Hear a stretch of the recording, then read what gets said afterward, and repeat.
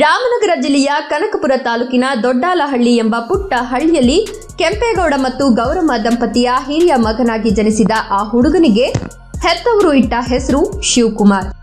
ಹಳ್ಳಿಯ ಮಣ್ಣಿನಲ್ಲಿ ಬೆಳೆದ್ರೂ ಆತನ ಕಣ್ಣುಗಳಲ್ಲಿ ಏನನ್ನೋ ಸಾಧಿಸುವ ಹಪಾಹಪಿ ಇತ್ತು. ಕಾಲೇಜು ದಿನಗಳಿಗೆ ಬರೋಷ್ಟರಲ್ಲಿ ಆತ ಸಾಮಾನ್ಯ ವಿದ್ಯಾರ್ಥಿ ನಾಯಕನಾಗಿ ಗುರುತಿಸಿಕೊಂಡಿದ್ದ.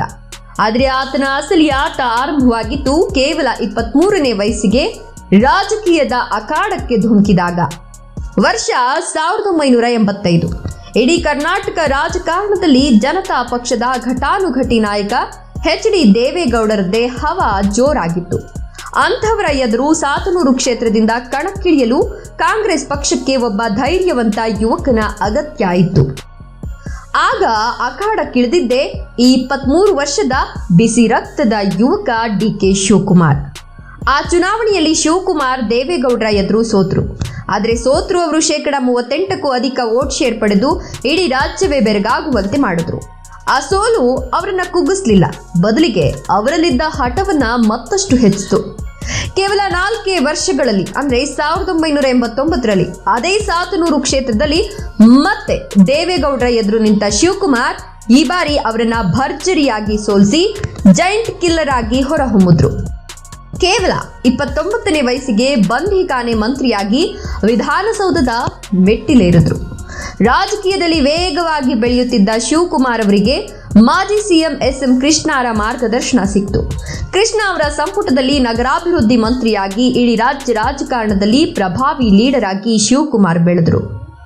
ಅವರ ರಣತಂತ್ರ ಎಷ್ಟು ತೀಕ್ಷ್ಣವಾಗಿತ್ತಂದ್ರೆ 2004ರ ಕನಕಪುರ ಲೋಕಸಭಾ ಚುನಾವಣೆಯಲ್ಲಿ ಸಾಕ್ಷಾತ್ ದೇವೇಗೌಡರನ್ನು ಸೋಲಿಸಲು ಶಿವಕುಮಾರ್ ಹೂಡಿದ ತಂತ್ರ ಇಡೀ ದೇಶವನ್ನೇ ಬೆಚ್ಚಿ ಬೀಳಿಸಿತು.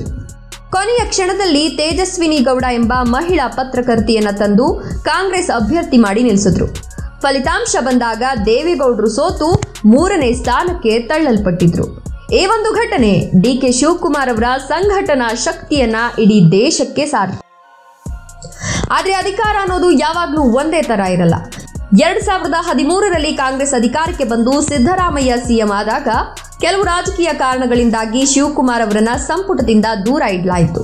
ಆದರೆ ಹಠ ಬಿಡದ ಅವರು ಹೈಕಮಾಂಡ್ ಮಟ್ಟದಲ್ಲಿ ಹೋರಾಡಿ 1 ವರ್ಷದ ನಂತರ ಇಂಧನ ಮಂತ್ರಿಯಾಗಿ ಮತ್ತೆ ಸಂಪುಟಕ್ಕೆ ಮಾಸ್ ಎಂಟ್ರಿ ಕೊಟ್ಟರು. ಇಂಧನ ಮಂತ್ರಿಯಾದ ತಕ್ಷಣ ಅವರು ಸುಮ್ಮನೆ ಕೂರಲಿಲ್ಲ. ತುಮಕೂರಿನ ಪಾವಗಡದಲ್ಲಿ ಬರೋಬ್ಬರಿ 13,000 ಎಕರೆ ಜಾಗದಲ್ಲಿ ಏಷ್ಯಾದ ಅತಿ ದೊಡ್ಡ ಸೋಲಾರ್ ಪಾರ್ಕ್ ನಿರ್ಮಿಸಿ ತಾನೊಬ್ಬ ಶ್ರೇಷ್ಠ ಆಡಳಿತಗಾರ ಅನ್ನೋದನ್ನು ಸಾಬೀತುಪಡಿಸಿತು. ಮುಂದೆ ಕಾಂಗ್ರೆಸ್ ಪಕ್ಷಕ್ಕೆ ದೇಶದ ಯಾವುದೇ ಮೂಲೆಯಲ್ಲಿ ಬಿಕ್ಕಟ್ಟು ಎದುರಾದ್ರೂ ನೆನಪಾಗ್ತಿದ್ದ ಏಕೈಕ ಹೆಸರು ಡಿ.ಕೆ. ಶಿವಕುಮಾರ್. 2002ರಲ್ಲಿ ಮಹಾರಾಷ್ಟ್ರದ ವಿಲಾಸ್ರಾವ್ ದೇಶ್ಮುಖ್ ಸರ್ಕಾರ ಬೀಳುವ ಹಂತಕ್ಕೆ ಬಂದಾಗ ಶಾಸಕರನ್ನ ಬೆಂಗಳೂರಿಗೆ ತಂದು ರಕ್ಷಿಸಿದ್ದು ಇದೇ ಶಿವಕುಮಾರ್. 2017ರಲ್ಲಿ ಗುಜರಾತ್ನ ಅಹಮದ್ ಪಟೇಲ್ ಅವರ ರಾಜ್ಯಸಭಾ ಚುನಾವಣೆ ವೇಳೆ 44 ಶಾಸಕರನ್ನ ಬೆಂಗಳೂರಿನ ರೆಸಾರ್ಟ್ನಲ್ಲಿ ಹಗಲಿರುಳು ಕಾವಲು ಕಾಯ್ದು ಪಕ್ಷದ ಮರ್ಯಾದೆ ಉಳಿಸಿದ್ರು. ಈ ಕಾರ್ಯಾಚರಣೆಗಳ ಬೆನ್ನಲ್ಲೇ ಅವರ ಮೇಲೆ ಕೇಂದ್ರ ತನಿಖಾ ಸಂಸ್ಥೆಗಳ ಕಣ್ಣು ಬಿತ್ತು. ಇಡಿ, ಐಟಿ, ಸಿಬಿಐ ದಾಳಿಗಳು ನಡೆದವು.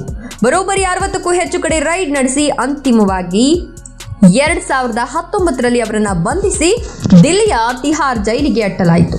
50 ದಿನಗಳ ಕಾಲ ಜೈಲಿನ ಕತ್ತಲ ಕೋಣೆಯಲ್ಲಿದ್ದಾಗ ಇವರ ರಾಜಕೀಯ ಕತೆ ಮುಗೀತು ಅಂತ ಎಲ್ಲರೂ ಭಾವಿಸಿದ್ರು.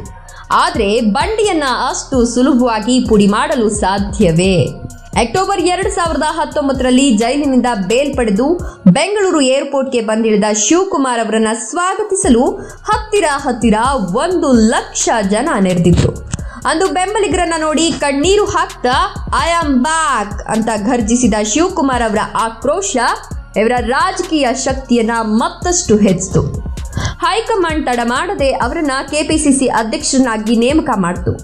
ಅಧ್ಯಕ್ಷರಾದ ತಕ್ಷಣ ಪಾದಯಾತ್ರೆ, ಸಂಘಟನೆ, ಫಂಡ್ ರೈಸಿಂಗ್ ಅಂತ ಹಗಲಿರುಳು ಶ್ರಮಿಸಿದ ಶಿವಕುಮಾರ್ 2023ರ ವಿಧಾನಸಭಾ ಚುನಾವಣೆಯಲ್ಲಿ ಕಾಂಗ್ರೆಸ್ ಪಕ್ಷಕ್ಕೆ ಬರೋಬ್ಬರಿ 135 ಸೀಟುಗಳ ಭರ್ಜರಿ ಬಹುಮತ ತಂದುಕೊಟ್ರು.